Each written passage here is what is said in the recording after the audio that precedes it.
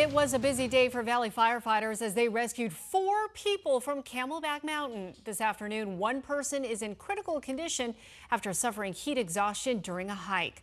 Welcome everyone to 12 News at 4. I'm Tram Mai. The dangers of our Arizona summer heat in full force today.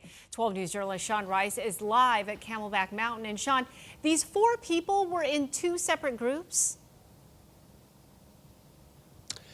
Yeah, Tram, that's absolutely right. Good afternoon to you. Phoenix Fire tells us they actually had to send 2 different technical rescue groups up Camelback Mountain to rescue, as you mentioned, 2 different sets of people right at about the same time. It was around 11 a.m. this morning.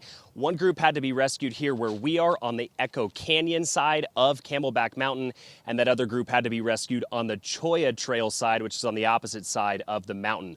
All 4 people rescued here today were women. They were said to be visiting the valley, and they quickly realized in the late morning hours that the combination of a pretty strenuous hike up Camelback Mountain and our temperatures reaching 100 degrees was not a good recipe for some hiking success. Now let's show you some Sky 12 video that we shot again just before 11 a.m. this morning that captured both of these rescues. 3 women had to be flown by helicopter off the mountain, and 2 were taken to the hospital with heat-related injuries. Another woman had to be carried back down the mountain on a big wheel stretcher.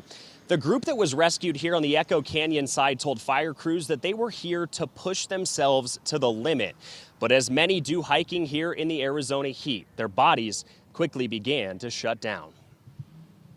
It's a good thing these girls were together, because if they weren't, it could have been a bigger or different turnout for some of them. So we always say hike together, hike in groups, and don't push yourselves. If you're not ready, don't go. You don't have to go to the top. You can stop halfway. You can stop a quarter of the way. Go to your limit. And for the very first time, Phoenix Fire tells us they used a cold submersion bag on these rescuees. These ice machines were placed at trailheads all throughout Phoenix this past weekend. It allows rescuers to grab bags of ice from them and use them on people who may be suffering from heat exhaustion. Fire officials told me late this morning that those cold submersion bags are vital to quickly lower somebody's body temperature when it's in excess of 100 degrees, in this case over 104 degrees, when that heat exhaustion really can hit somebody's body extremely hard. Again, some tips that we've told you guys every summer, but Phoenix Fire wants us to reiterate, is for everyone who wants to go out and hike in these summer months is to know your limits, know your own personal fitness, and of course check the weather before venturing out on a hike. We're live outside Camelback Mountain. Sean Rice, 12 News. Sean, those cold submersion bags that you were talking about, they were being used for the first time. Is this going to be a standard protocol moving forward? This is interesting.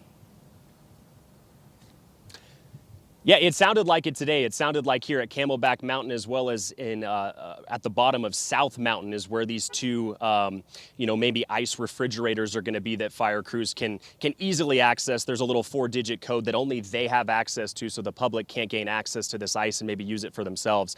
But again, it's vital for these heat exhaustion rescues to quickly lower somebody's temperature before even transporting them to the hospital, just like they used it in this case. Back to you. Seconds make a difference. All right, Sean, thank you.